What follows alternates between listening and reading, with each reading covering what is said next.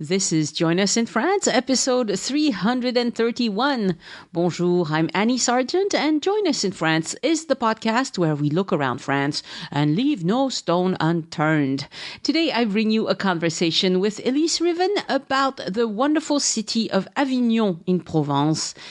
Elyse is an art historian, as you know, if you've been listening to the podcast for a while, and she loves Avignon and the vibe in Avignon, especially around the time of the summer festival. She tells us all about it, and I think you might be inspired to go see for yourself someday. And besides, you can't go wrong with Provence, right? If you like what we do here at Join Us in France, consider supporting us by going to patreon.com/join us and by visiting joinusinfrance.com/boutique to check out my cookbook, Join Us at the Table, and my Paris tours. Follow Addicted to France on Instagram to see the photos of Avignon. I'll post them this week. And the best way to stay in touch with me and with the podcast is to sign up for the newsletter at joinusinfrance.com/newsletter.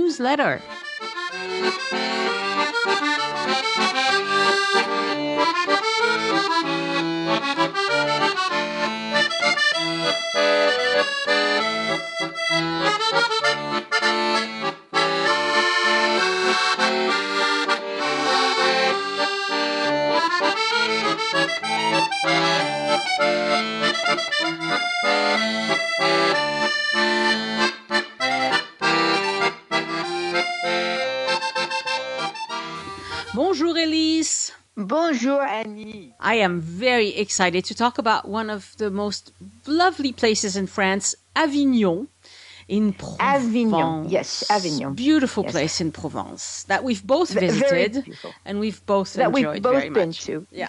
And but I just have something to say to you, which is you can sing the song, but I won't, because if I sing it, nobody will ever listen to podcasts ever again. So We'll see if it comes up. we'll see if it comes up. Yes, Avignon is Avignon is a magical place. It really is. I think a lot of people, whether they've visited it or not, have heard about it. The name, I think, is the name that many people have heard about in connection with the Provence, with the region, with the area of Provence. Yeah, it's a big city. I mean, 45,000 people, I think. No, it's It's got more than that. 91,000. Right. And 91,000. and it's the 91,000 people, 45th and 45th largest city in France. yeah, it's a city. The metropolitan area is really developed. Avignon is a city that has a huge, long, very, very rich history. It is, in fact, the capital, if you want to call it that. I guess for the States, the best way of describing it is the county seat of the department of the Vaucluse, which is one of the departments that makes up the region called Provence. And it's the real western edge of Provence, because even though there's a kind of confusion and it kind of blends all together, Avignon is built on the Rhone, which is, of course, the enormous river that opens into the sea. And it's where the Rhone and the Durance join up, which is a very lovely other river that goes into the Rhone, actually. But if you take a big look at the map of Provence, which is quite large, the area is quite large, this is really the western extreme. Technically, you go to the other side, you're in Occitania, which is where we live. Right.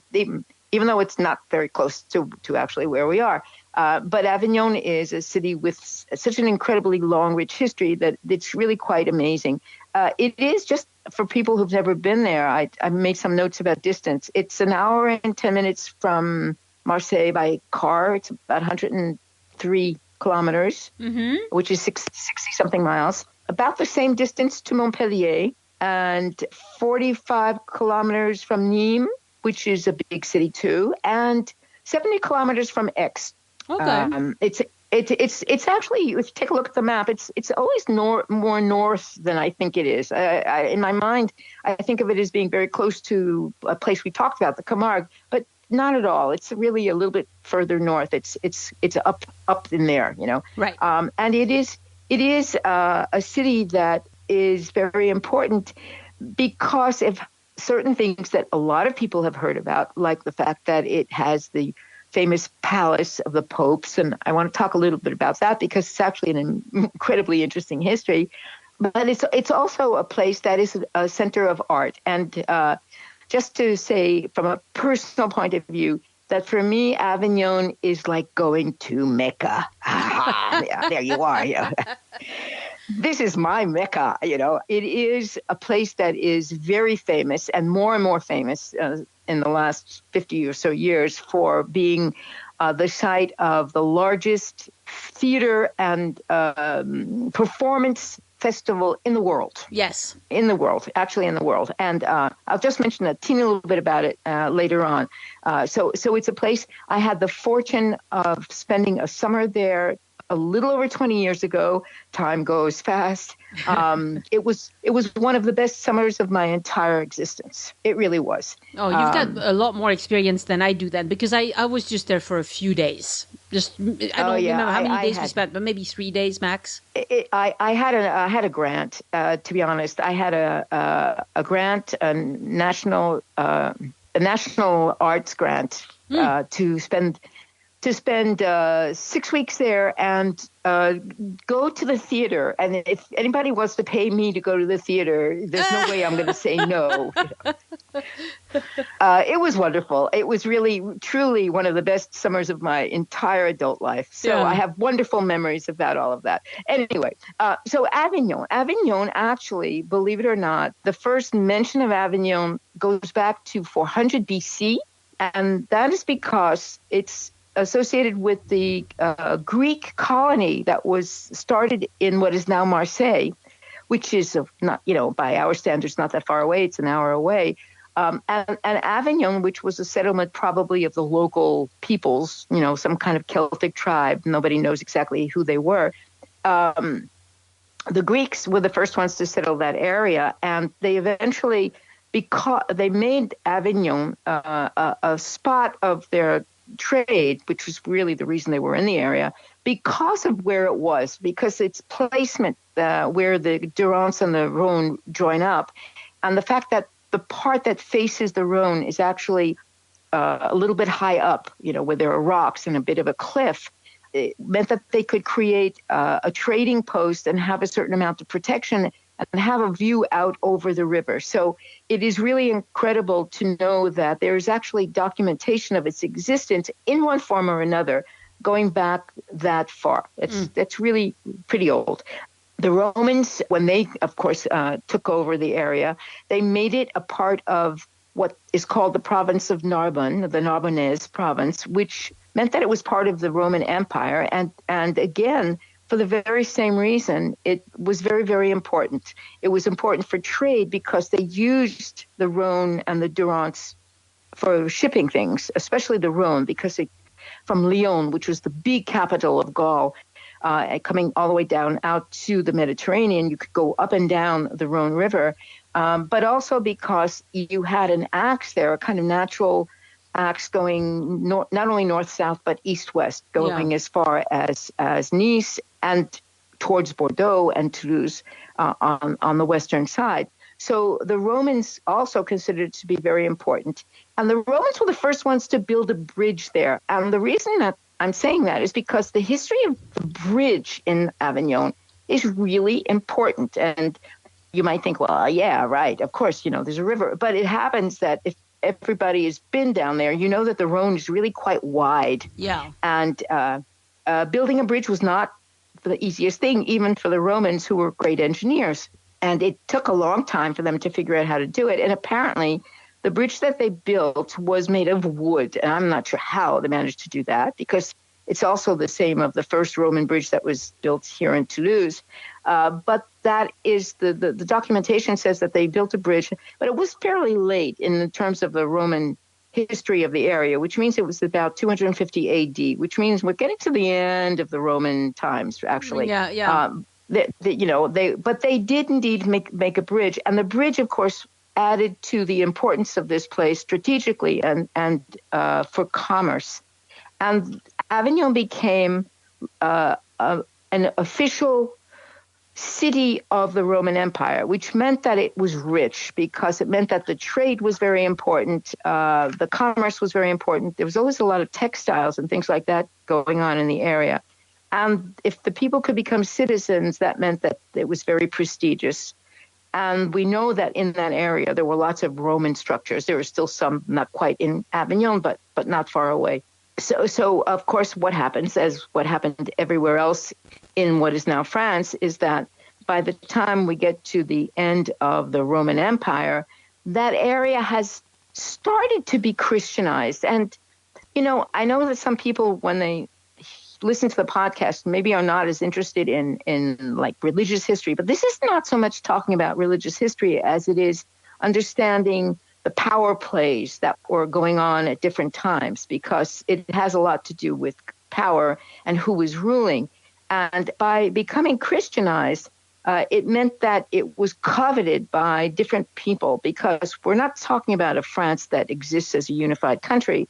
We're talking about one area that's ruled by one person, another area that's ruled by another, and they're all fighting over the choice pieces, Yeah.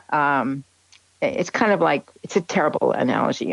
Why does this come to my mind? It's kind of like seeing a group of lions fighting over the same kill or something like that. Yeah. I don't know. I mean, this is good stuff. We're gonna go for it. Yeah, they wanted it.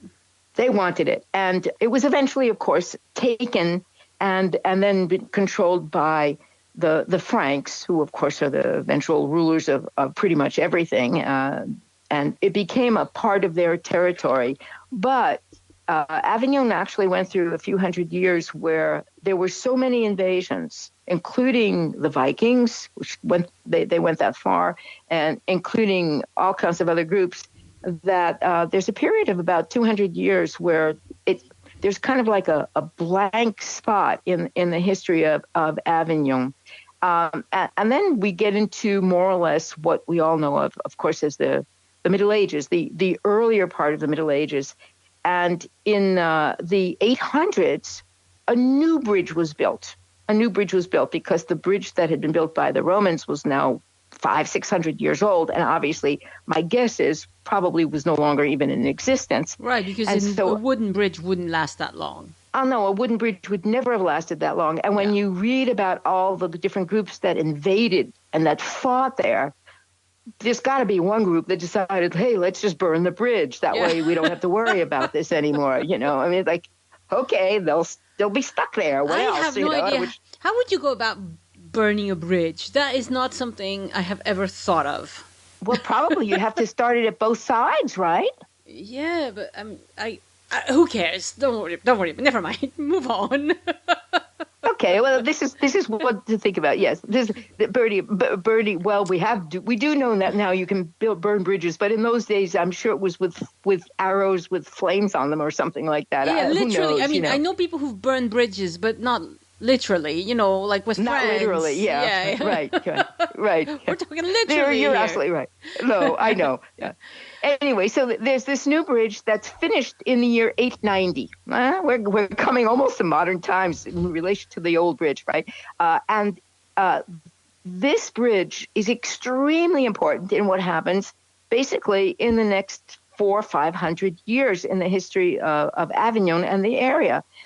Because what has happened is that we're getting into the time period when Charlemagne has more or less united most of what was Gaul into a kingdom.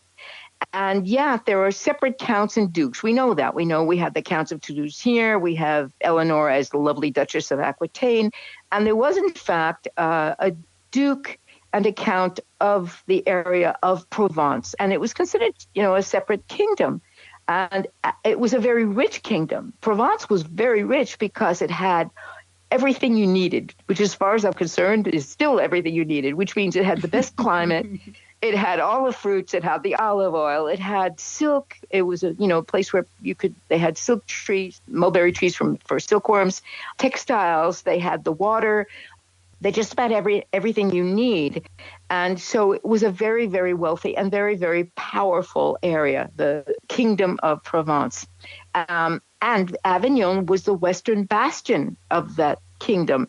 And the fact that it had the bridge made it extremely important. So it had to be protected. It actually was one of those things where they wanted to make sure that there was no invasion because it helped transportation, it helped commerce and everything else. And it's very interesting because it also is one of the reasons why they had a bishop's palace way before the palace that exists there now. The very first bishop's palace was built right on the rock, which is called the Rock of the Dome, which is strange because it is really like the name in Jerusalem. Yeah. Right up above the river. It's still where the big palace is. And they built the ramparts to protect the palace and to protect what was the small city at the time, because it was really precious. And so we will advance as, we do a fast forward in all of this history. What's really interesting is that in the early 1200s, the area was basically fought over between the Counts of Provence and the Counts of Toulouse, who were, of course, cousins anyway. But, they each wanted to claim control over Avignon because it is just this pivotal place on the Rhone and this really important place. And it happens, which I'm actually surprised to learn, that Avignon sided with the Qatar movement, this rebel Christian movement. Yeah, that is surprising. It's very surprising, especially because afterwards, of course, it becomes extremely, extremely Catholic and faithful to Rome. But because of that, it was pounced upon by the king's army, and there was terrible fighting there, and parts of the original ramparts were destroyed, and then eventually, like what happened with the rest of the south, the king who happened to be Louis the Eighth at the time, from up in the north, he eventually won with his army, and it became affiliated with the Kingdom of France. And here's where I'm going to catch you, Annie. Okay, you went to school in France, okay? Uh-huh. What is so special about the history of Avignon in relation to the country France? You mean the popes? That the popes were, instead of Rome, they were in Avignon for quite some time?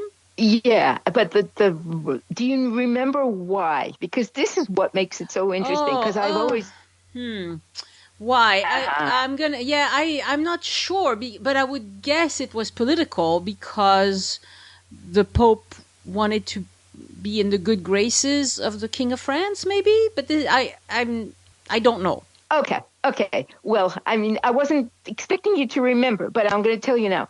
Avignon, starting in the year 1300, became property of the Vatican. It was not France.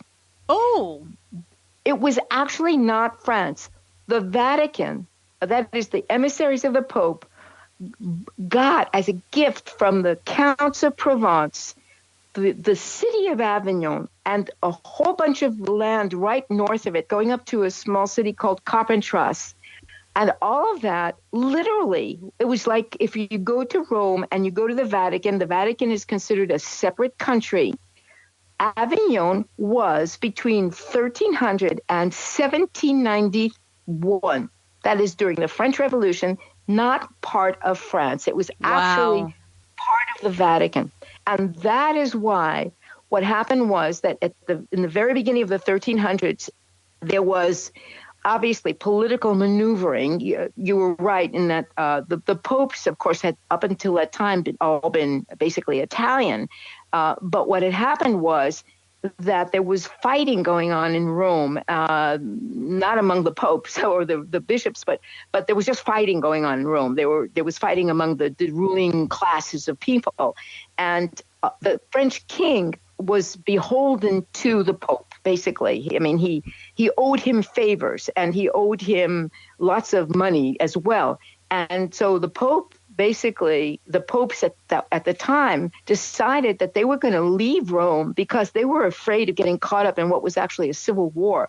And I had not known this before. And what did they do? Well, they went to the spot in country of France that actually belonged to them, and that was Avignon. And one of the reasons they went there and they didn't go to Lyon, because they were going to go to Lyon instead, was because of the bridge. This is what's so amazing, okay? Because of this bridge, because they had this bridge. I mean, it's like, really? Okay, so they went there, and what happened was that for a little over 100 years, the popes were French. Right. And they were not only French, but they were from our territory, girl. They were from Occitania. One was from Foix, one was from Cahors, one was from somewhere else, I can't remember, close to Montpellier. But what happened was there were 9 popes between 1309 and the beginning of the 1400s that were actually placed in and basically stationed in, if you want to call it that, Avignon. And of the 9, 7 of them were French. And and all of that because the territory literally was considered to be property of the Vatican. And so what happened was, and this is where I kind of love this. Okay, so the Pope's Palace that is standing there is the largest Gothic structure left in the world, literally. Okay, I mean it's other than I suppose you can't compare it to a cathedral, but it's a palace. It's not a cathedral. It's literally a palace. It is considered to be the largest Gothic structure in all of the world, and it has been considered to be a historic monument since 1840. The entire old city center of Avignon, which is completely encircled by the ramparts that are still all there, has been a World UNESCO Heritage Site for about, I think it's 40 years now. The whole old city center. I mean, it's absolutely incredible. But the palace, okay? So this is going to be real quick, but there were 4 popes who succeeded one another between 1309 and 1355. And each of them decided to tear down and rebuild what the Pope had already built. So you already have a bishop's palace there. The first one of these, it's really not important to remember their names, so I'm not even going to mention them. But he added 2 wings to it. He modernized it. Well, you can imagine what that must have meant in 1309 to modernize whatever it was that was already there. They put in fiber optics, I'm sure. Exactly. They put in air conditioning and I mean, really, and then in the 1320s, because of course the popes change when one dies, right? I'm sorry, I shouldn't be laughing about this. Each one, when they died, another one was named, and the new one. Now I'm going to look at the list because the names are just, they blow my mind. Okay, the second one, he decided that what the first one had done was not nice. He didn't like what it looked. It wasn't, and so he started tearing it down, and he rebuilt and enlarged it enormously. And it's the second pope who added this very famous court of honor that is now very famous because of being used for all of these theatrical shows, and it's very much part of what you see when you go to visit it. And when he died, the third pope, he decided that it wasn't good enough either, and so he added 2 huge wings and another floor to this palace. And then the fourth pope, he added gardens, and this pope, the gardens are actually named after him. It's the Gardens of Urban V. He added orchards and gardens, and they are used actually for some of the shows for the festival in Avignon.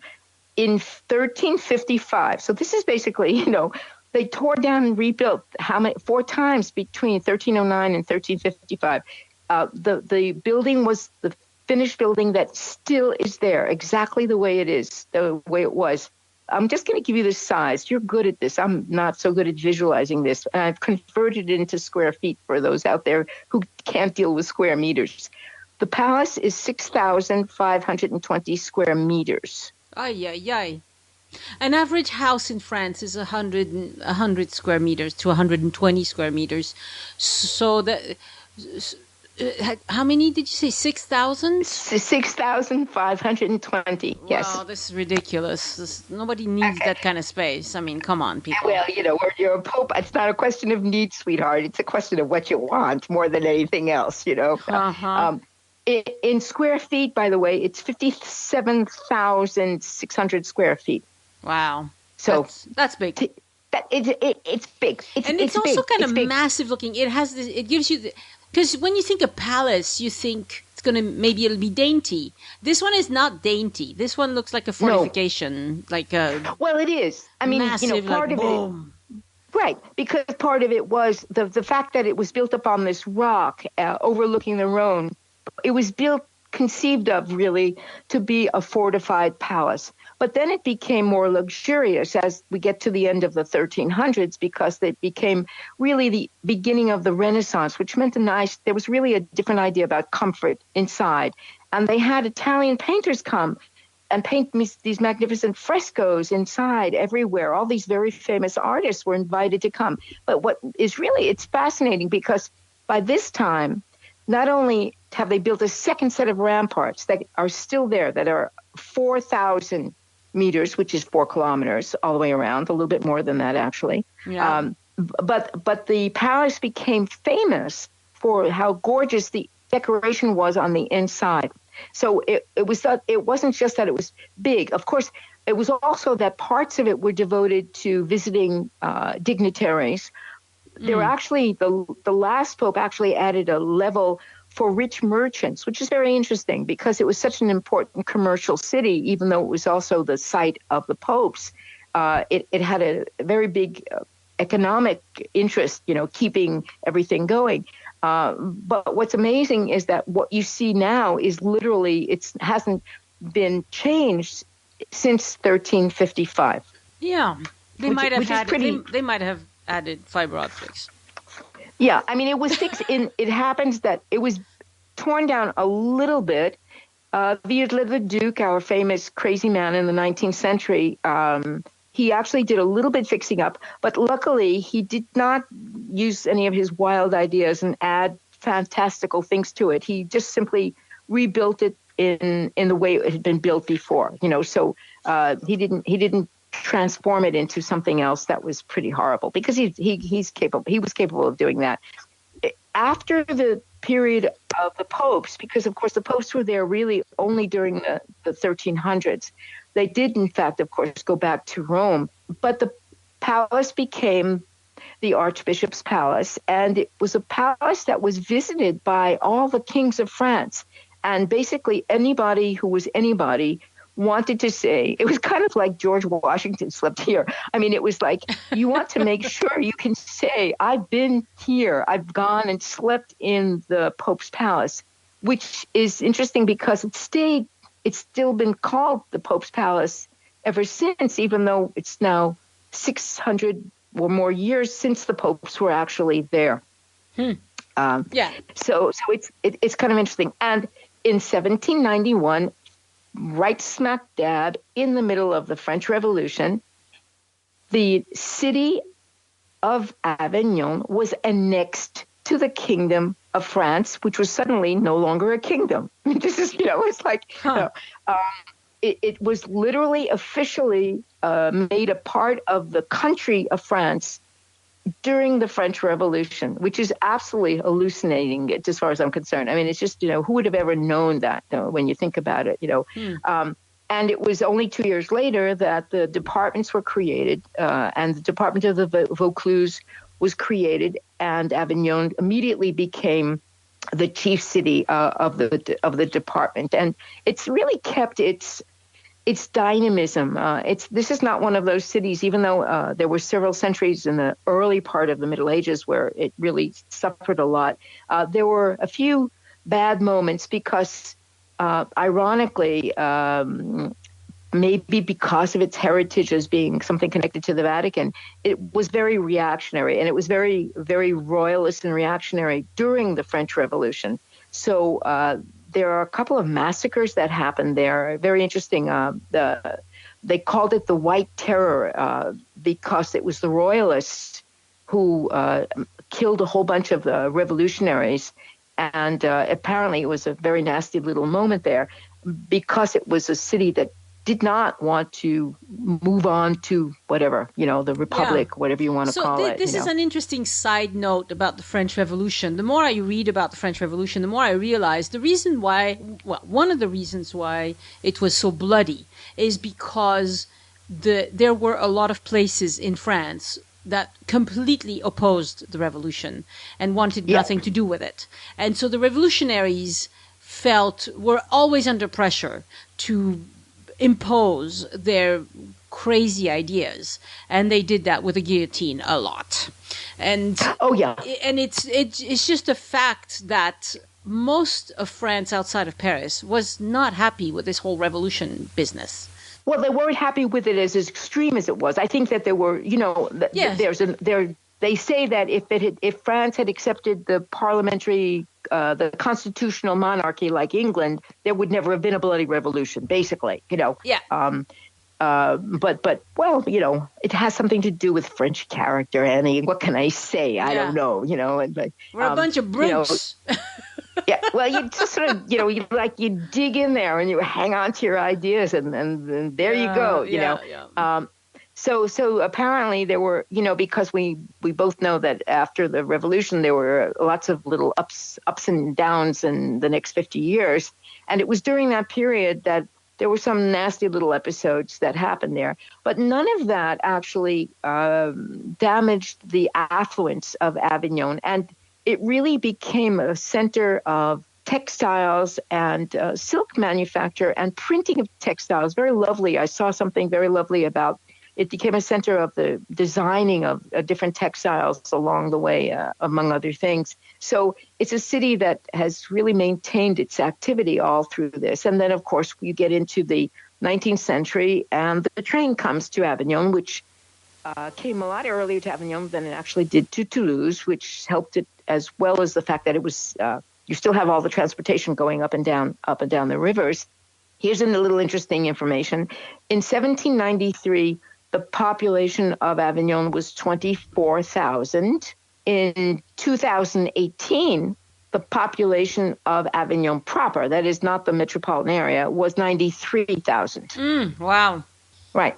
So it's a city that has always maintained its dynamism. So, of course, this is a city that has the entire old city center inside the ramparts. That is a World UNESCO Heritage Site. The Pope's Palace is, of course, one of the most important places that people do like to go and visit.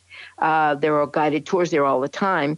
You have the bridge, the famous Saint-Benazet Bridge, which is this famous bridge that we talk about, the Avignon Bridge, which is broken now. Oh, yeah, it's broken.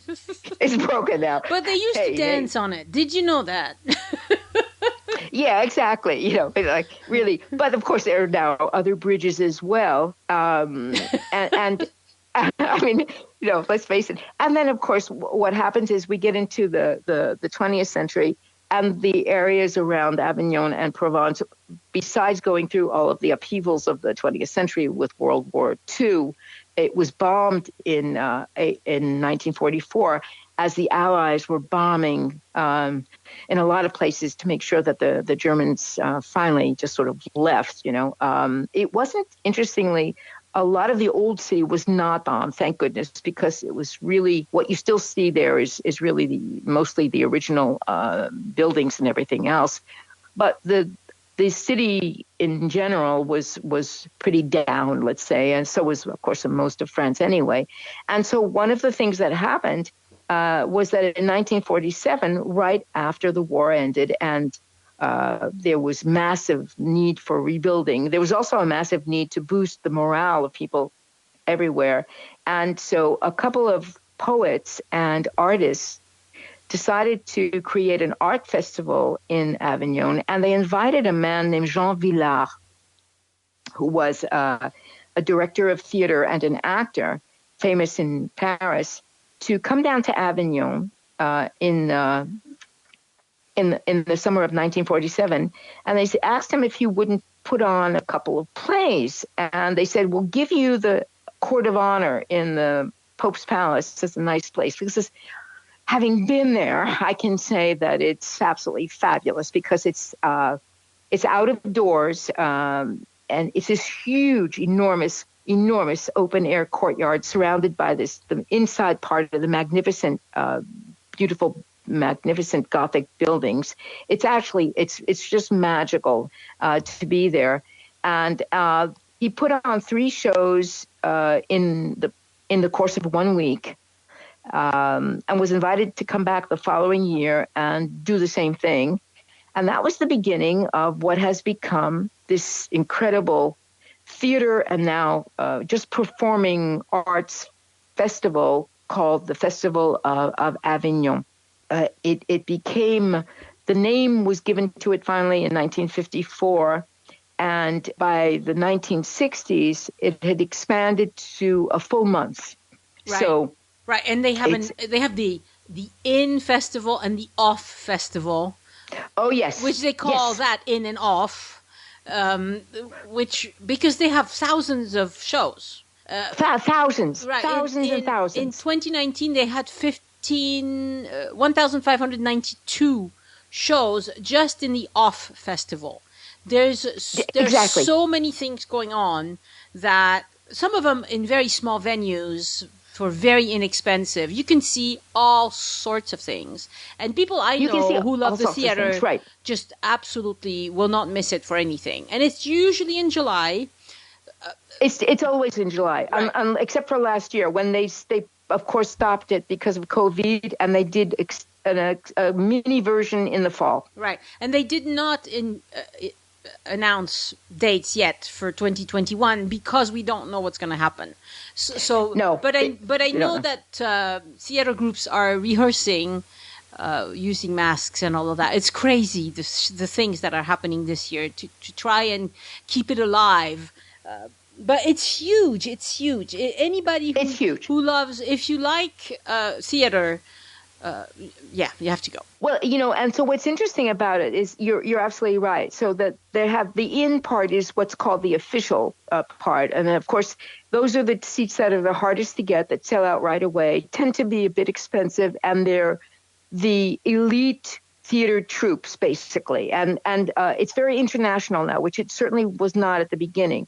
In the time between 1947 and now, there have only been 2 years when the in part did not play.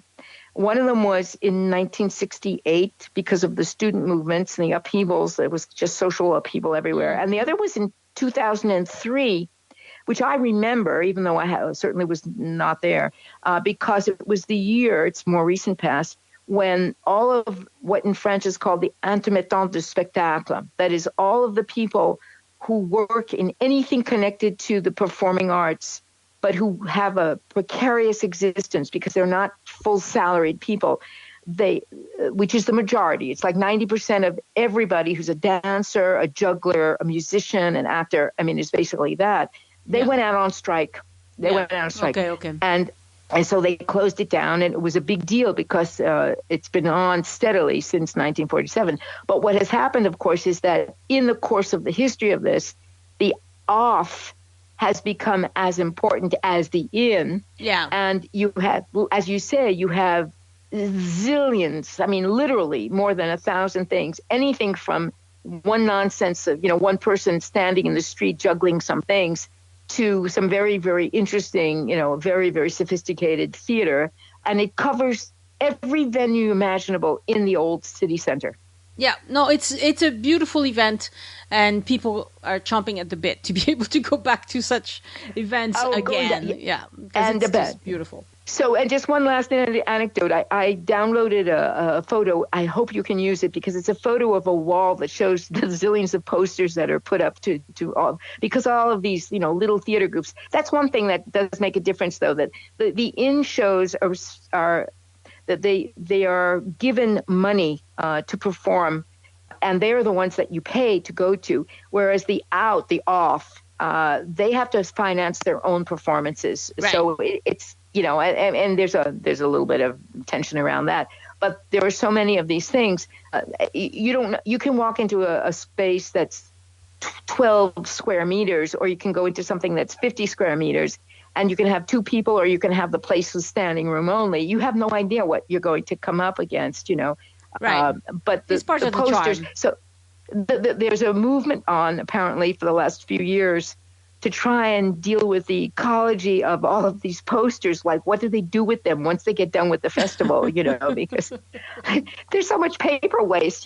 Well, yeah, and just to bring some attention to your performance, it's got to be difficult because some of these are really bootstrap. It's like oh, absolutely, yeah, absolutely. But, I mean, some of them are out there hawking their stuff. I mean, there is a they have a kind of parade that they do at the very beginning before the whole thing starts, where everybody goes out in the street in their costumes and everything. It's kind of neat to see. Yeah. But then again, it's kind of like a carnival thing where you get some of these groups that are on the off are known now, to have some good quality stuff or interesting things. But others, basically, it's what it's become. It's like for theater, it's the equivalent of Cannes Film Festival. People go there to see if they can sell their product somewhere else. Mm-hmm. Cannes gives me the impression of being really, really exclusive and uppity. But Avignon, I think the vibe is much more popular. Oh, yeah. Absolutely. Yeah, absolutely. Because everybody I know who's been there just loves going and just loves that it's friendly and people talk and people laugh and have fun. And anyway, it's... And the streets are filled with people. You're absolutely right. And in fact, one of the reasons the off started was to get away from what the certain people were considering the kind of elite quality of the in part. Hard to get seats. The seats are expensive. We're going to do our own thing, and it's sort of snowballed out from there. So it makes it. It's just magical. Yeah. To me, Avignon is magical with too little. What the French would call bémol. I did spend 6 weeks there. Avignon, because of all the water and because it has canals running through the old city center still, it is filled with mosquitoes in the summertime. Filled with mosquitoes. It is the only place I've ever been in France where you have to have mosquito netting on the windows. Mm. And we were warned that before we went. It was actually in the papers we received about, this is what, you're going to be doing there, and this is blah, blah, blah. And it said, beware, mosquitoes. And there are also, bugs. It floods. Avignon, in spite of the fact that part of it is up high, because it has the Sorgue and the Durance and the Rhone, it is a city that has historically had a few very nasty moments because of floods. Yeah. So... The water is good, but hey, you got to watch it. Yeah. No, beautiful place. So beautiful. The song. It's a really silly kid song.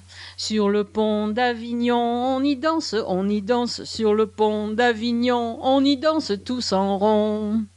And les beaux messieurs font comme ça, and you're supposed to bow at each other. Et les belles dames font comme ça, and they bow at each other. It's just a silly kid song, but it's a silly kid song, right? It's fun. But what I wanted to talk to you a tiny bit about is the gastronomy of Avignon. Of course, this is in the middle of Provence, so it's going to be the Mediterranean diet, right? And right. If you will allow me to caricature a little bit, in the south of France we use a lot of olive oil, and in the north of France they use a lot of butter and cream. Okay, so this has been true forever. I'm sure it dates back from when the Romans were in the area, and of course it doesn't hurt that you can actually grow olive trees around Avignon, which you couldn't do around Paris, right? So this is full-on Mediterranean diet, and it uses things like lentils, garbanzo beans, fava beans, lots of tomatoes, artichoke, eggplant, zucchini, because all of these are easy to grow in the south of France, right? Right. I don't know. Do you know what an artichoke plant looks like? Yes, I do. So this year I'm going to plant a few in my yard. I have a small vegetable garden, and I never had enough room in it for artichoke. But this year I took a strip of grass that is just useless, and I'm turning it into, bushes and artichokes and things like that. So it'll be this year. I'm gonna try, and I've talked to one of my neighbors, and he's gonna give me starters and all of that. So but tomatoes, zucchini, eggplant, they all love the south of France. Right. So we can easily make ratatouille in Provence, because these are the readily available vegetables, and the cousin of ratatouille, which is tian de légumes. It's the tian is just a nicer looking ratatouille, but it's the same. It tastes the same. It just looks very different, and you have recipes for both of those in my cookbook. Join us at the table. But one thing that you don't grow so much in Provence is peppers. And that's because... Peppers? Peppers, because the soil in Provence is very poor. It's very sandy and rocky, and peppers are very hungry plants. They want a lot of organic type of compounds. And so unless you bring a lot of compost and manure and things like that to your soil, your peppers are not going to do very well. So that's one of the reasons why. And then the other thing that they use a lot in Provence and in Avignon is garlic and thyme, right? These are the most used herbs. And it was interesting to me that while I was writing the cookbook, one of the testers told me that she couldn't find herbe de Provence. Really? Well, she could find it, but it was really expensive where she lived. I can't remember where she was. And so I told her, okay. you can mix your own. You just use thyme, oregano, tarragon, sage, and laurel. But there are other things in the herbe de Provence, and this is something I didn't know. Herbe de Provence is a mix that was invented in the 50s by Monsieur Ducrot.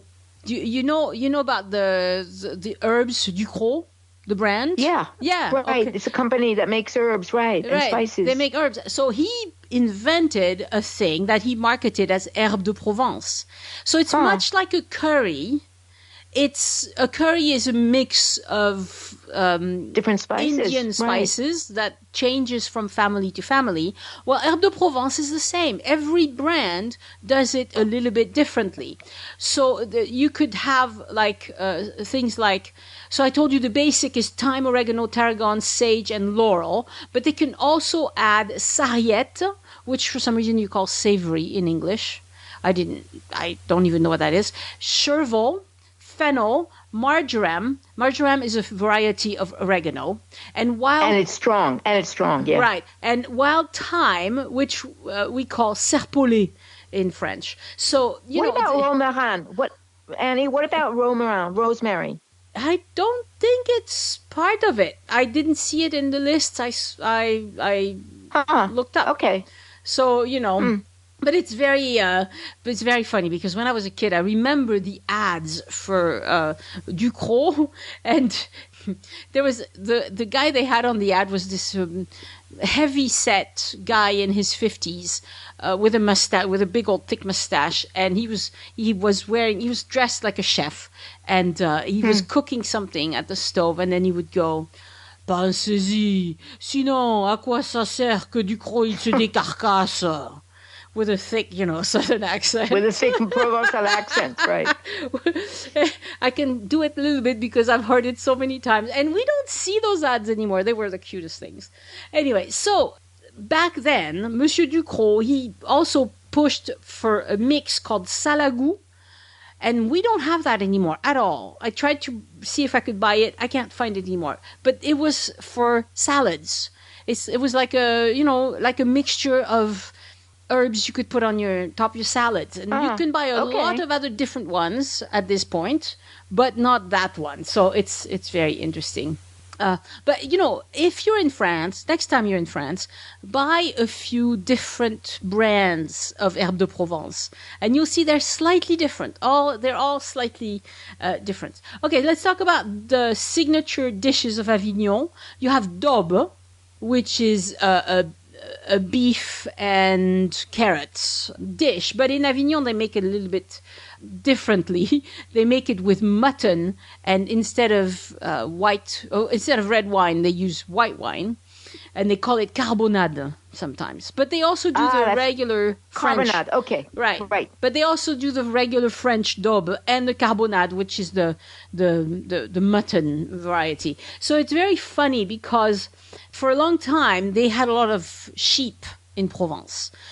You never see fields of cows, herds of cows in Provence. No, you don't. It's too dry, I think. It's dry. It's not enough grass. It's just not right. But sheep will do great in that kind of climate, and so they had herd of sheep. And in the 1700s, there are stories of visitors from Paris who were surprised to see mutton or sheep meat in everything, like mutton soup, mutton chops, concoctions made of mutton feet, mutton head in vinegar sauce, roasted mutton tail. This was the kind of cuisine you had in Avignon in the 1700s. Now, it's not like that anymore. I'm crinkling up my nose, Annie. Okay, all right. So it's not like that anymore. But they do have a few signature dishes that use mutton, I guess. That use sheep or mutton. Sheep, yeah. And they also do a croustade in Avignon. Now, in the southwest where we are, a croustade is a sort of apple pie, right? Yeah. But in Avignon, it's a puff pastry with lamb, pork sausage, shallots, and olive oil. And you always serve it with Châteauneuf du Pape. So there you go. So that's the gastronomy in Avignon. It's essentially the Mediterranean diet, okay, is what you'll find. And it's delicious. And in my opinion, it's far superior to the type of food that they serve just a little further north in Lyon, which also has a great reputation, but doesn't suit my papille gustative quite as well. You know, I prefer Provençal kind of foods. I'm 100% with you on that one. I just and in fact I'll have a little Châteauneuf de Pape. Thank you very much. Well, there you go. Yeah. And the other thing that they do which I really love is they do all sorts of dried fruit. Because, they have a lot of fruit that grows. They have a lot of fruit. They have apricots there and peaches. Yes, and so you dry them for the winter, and there's a big tradition. And the 13 desserts for Christmas include the nuts and the dried fruit. Anyway, great food traditions, lots of different wines. We don't have time to go into it. And but lots and lots of different locally made wines that are absolutely fabulous. So Avignon is a lovely place to visit. No special little dessert there? No, nothing? I didn't come up with one. Yeah, but they probably have some. Just because I don't know about it doesn't mean that they don't do it. Oh, they've got to have something. They've got to have one. Right. Anyway, right. Avignon, highly recommended. If you speak French, I recommend you go in July when the festival is on. And of course, that's the kind of place where you have to book your room in advance. I can't recommend. Well in advance. Right. I cannot recommend a hotel because I don't remember where we stayed. I bet you don't either. No. But there's a bunch of hotels. I do know where I stayed, but where I stayed had. I was lucky. I mean, we were housed in an ancient convent. It was cool as could be. It was neat. It was the most wonderful thing. Anyway, but besides that, a lot of people, because it gets so crowded, they actually, because the area around Avignon is pretty built up right now. You can stay, unless you don't have a car, you can actually stay not that far away and just come in, on a day basis, because you have day passes, and then they give out, discount tickets if you get to certain places where they distribute them. A lot of people do that. They go for a week. Very few people would actually stay for more than a week there. Right. But in a week, in one day, if you're crazy enough, you can see things from the early morning to late at night. I mean, you can, just go from one to the other. And it's it's like one huge carnival and theater place. I mean, it's absolutely incredible. Do you know if they do plays in foreign languages, or is it just French? Well, now and for the last 30 years, they have a lot of international troops who come. Okay. Now, if they come from another country, it is possible that they will be doing it in their own language. And if it's an inside theater, that's, even if it's a small one, but that has a certain amount of equipment, what they do is project subtitles. I have to say that I'm used to doing subtitles in movies, but I find it much more disturbing in live theater. But because they also do dance, because from the 1960s when they invited Maurice Béjart to come with his troupe, one of the other things that you can do when you go there is see a lot of really beautiful dance. There's really something for every taste, every single taste. Yeah, I don't know that they do musical theater very much, do they? No, I don't think so. I think what I know that they do a lot of street theater now. Yeah, there's a lot of street theater. There's a lot of mime. There's a fair amount of dance, and then they do a fair amount of experiment. A lot of the off is, it's kind of experimental stuff. You have to be willing to put up with some weird things, sometimes. Yeah. But, it depends on, if you really like the idea of theater. I mean, I promised my New York sister, who for years was an actress, that one year we would go and spend a week there. For her, this would be like going to heaven, So I have to figure out how we can do that one of these days. But also Avignon, even if you don't go then, because the summertime can be really hot in Avignon. If you're not interested in being there when there are thousands of other people also walking around, it's beautiful in May, it's beautiful in June, it's beautiful in August and September and October. It's just an absolutely gorgeous area, and it's a beautiful city. Yep, agreed. Thank you so very much, Elyse. I now know why Avignon had popes in it. Exactly.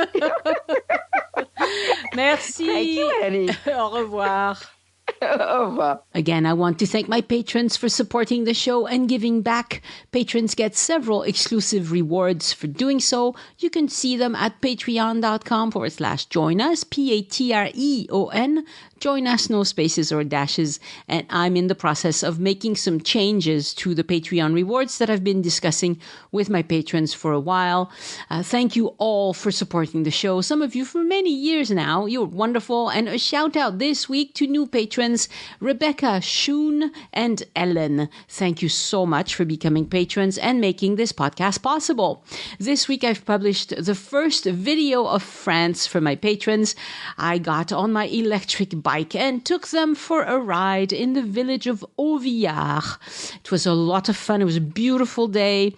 I know patrons will enjoy it. I decided that I should let the scenery do all the talking, so these videos are without narration. I sprinkled a few captions here and there so you know what you're looking at, but I don't talk for a change.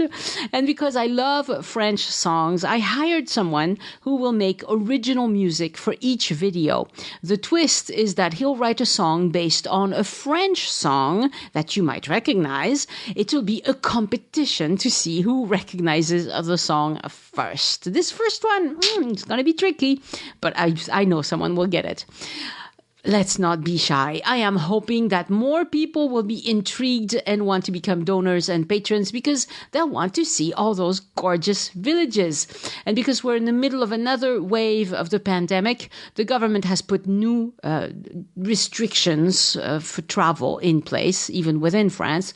So it's going to be a busy weekend for me because before the new rules start, I want to load up the bike again and we'll go to do 2 more videos. One is going to be Montpazier in the Dordogne. It's one of the most beautiful villages in France, beautiful Bastide. Then Monday, I'll probably do central Toulouse because I know all the places I want to take you in Toulouse because I know Toulouse very well. But some of that is kind of too far away from my house, 12 to 15 kilometers away from my house. And we'll be limited to 10 kilometers going forward. So patrons, you have Montpazier and Toulouse videos to look forward to in the next few weeks. And if you've donated to the show, but just not via Patreon, so via PayPal, or maybe you've been a guest on the show, or maybe you've donated like the hotel room, or Patricia, who lets me stay at her place when I go to Paris. As a small thank you, I want to make it possible for these people to enjoy these rewards. So So Join Us in France will continue to be the home of the podcast, where I serve the episodes and the show notes and all the free resources that I've been putting there for years. But addictedtofrance.com is where I will serve all the extras for patrons and donors and guests.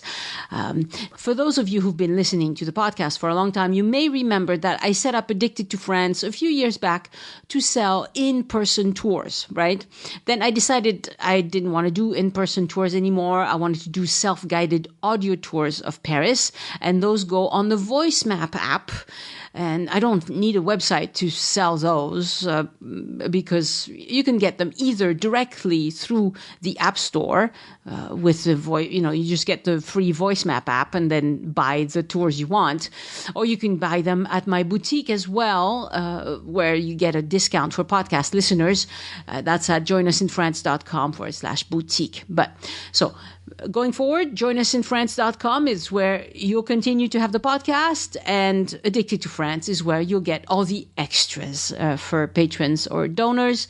I will email all my patrons, donors, and all these nice people late next week, starting late next week. And if you don't get an invite, drop me a line, Annie@joinusinfrance.com. Well, Elyse, thank you for telling us all of that good stuff about Avignon. You did a lot of research. Thank you. Oh, I did, actually, yes. But now tell us about your Patreon. Well, I really got carried away, I guess, with my Patreon about festivals, the big F, all right? And then, so I actually had a couple of people ask me after listening to it, well, why didn't I mention more? So just for those of you out there who are members of my Patreon site, Elise's Corner, just know that I just published a second extra list today that has to do with cinema and theater festivals. Oh, excellent. The other day, I think 4 days ago, I published one of various different kinds of music all over the country. And I went back and did a little bit more research. And since France is the country of cinema, that's where it was invented, there are lots and lots of cinema festivals. So for those of you out there who want to use a festival as an excuse to come back to France, just listen to my podcasts, my Patreon page, and pick your theme and go for it. Okay, excellent. So to join Elise's Patreon, you go to patreon.com, patreon.com/Elyse Art, ELYSART.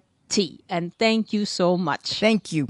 I've had a lot of great feedback about last week's episode, To Airbnb or Not to Airbnb. And I want to read one of them because it's more stuff to think about that I hadn't mentioned in the episode.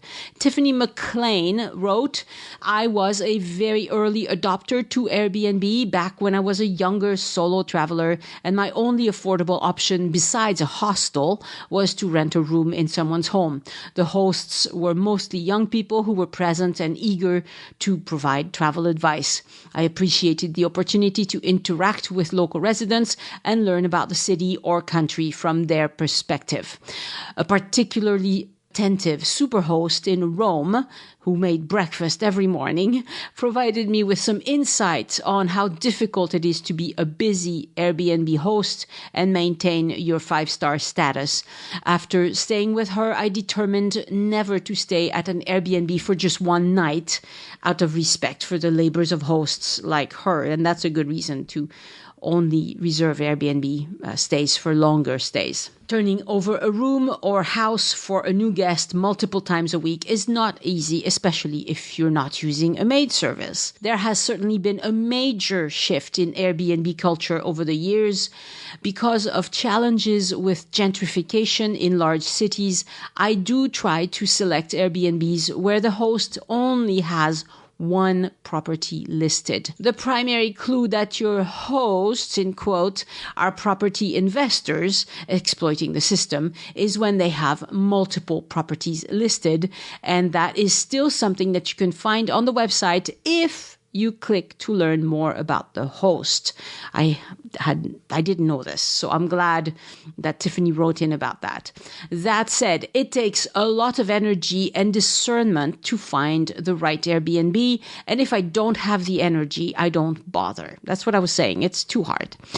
I also don't use them if I need to book far in advance, because too often, hosts want advance payment and only offer partial refunds. And this is true, especially for people who are taking a chance on booking something before we know for sure that the pandemic is over. And this is not something I had thought to mention in the episode either. So again, thank you, Tiffany, for bringing it up. Even though I use booking more and more frequently, I still consult Airbnb for extended stays.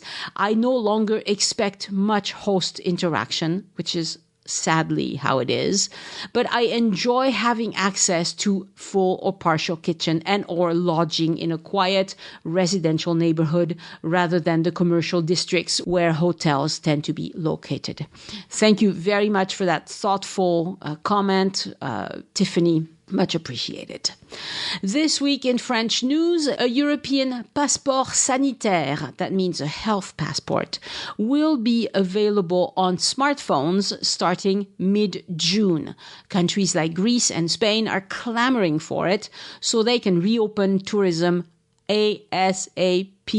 Of course, there are French people who say it's dangerous to have any sort of medical info out there or on an app. I'm assuming those are people who are dead set against Fitbits and Apple Watches and all these apps that track everything we do, we eat, we walk, all the health apps are just, it's out of control, okay? That horse is out of the barn as far as I'm concerned, and I don't even use these apps, but if you use a smartphone, let's be real, things are getting tracked. Okay. I look forward to be able to display my COVID-free certificate and be allowed into other countries and restaurants and museums and the Avignon festival, etc. I have forced myself to live a totally abnormal life for over a year, and I was also quite lucky that I did not catch COVID. Now I'm getting vaccinated. Give me the certificate and let me get on with my life. In the meantime, we're having another wave of COVID infections in France.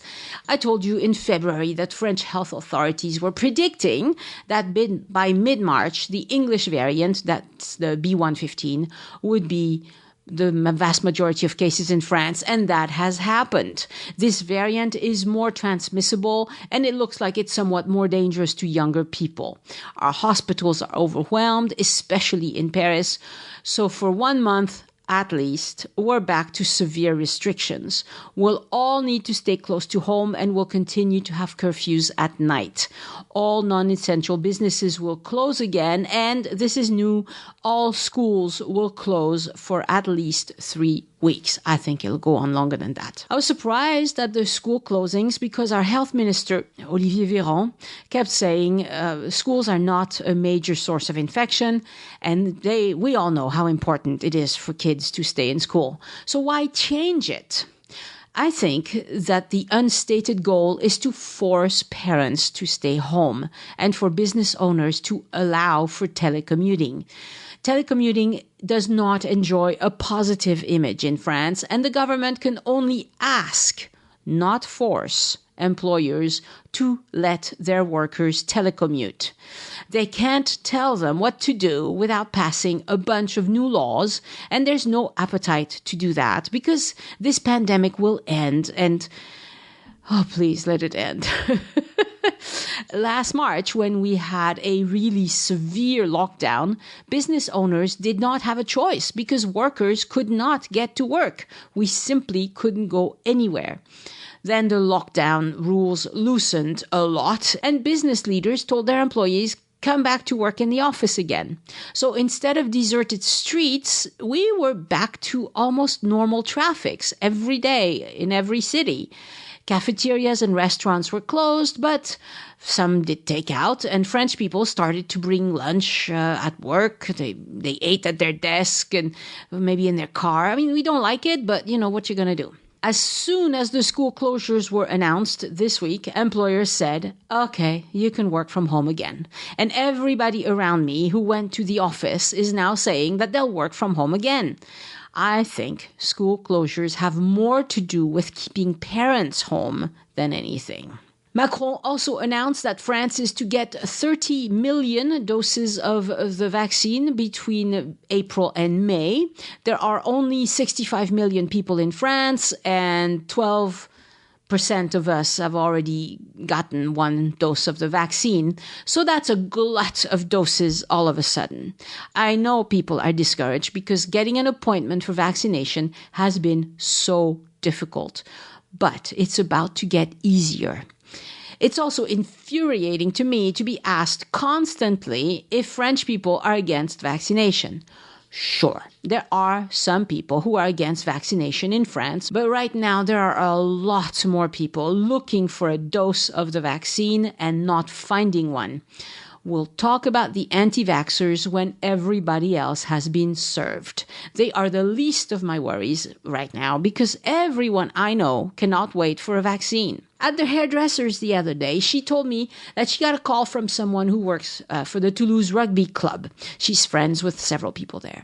The club arranged for a massive vaccination campaign and they were short on volunteers. So they got on the horn and they called everyone they knew, even my healthy 46-year-old marathon running hairdresser. And they said, come use up these doses. She, in turn, called people she knew. And now, because she knows everybody and talks to everybody, she keeps track of where new doses are going to get delivered and tells everyone who comes to get a haircut what vaccination centers in pharmacies around us are opening appointments. The hairdresser in my village is a vaccine evangelist, and bless her for doing that. I think she's going to have to close her shop now for a bit, but last March, when she closed her shop, what she ended up doing is she was outside a lot, running or walking or chatting with people. No matter what time of day I went out with my dogs, there she was. So she's unstoppable, that woman. So this pandemic will end. We have a lot of reasons to be hopeful, but let's be more patient because wouldn't it be horrible to catch this thing now that the end is near? Show notes for this episode are on joinusinfrance.com/331, the numeral 331, where you can see a recap of what we've discussed with Elyse, as well as links to relevant sources. And please, if you enjoy the show, introduce a friend to the podcast, show them how to listen. You can ask your smart speaker to play Join Us in France, and you can listen on the website, joinusinfrance.com. Next week on the podcast, an episode about the Saint-Ouen Flea Market with Eva Jorgensen, one of the best flea markets in France, where I know a lot of you will want to go once France reopens again, and we all hope that will be later this year. Send questions or feedback to Annie@joinusinfrance.com. Thank you so much for listening, and I hope you join me next time so we can look around France together. Au revoir. The Join Us in France travel podcast is written, hosted, and produced by Annie Sargent and copyright 2021 by Addicted to France. It is released under a Creative Commons Attribution, Non-Commercial, No Derivatives license.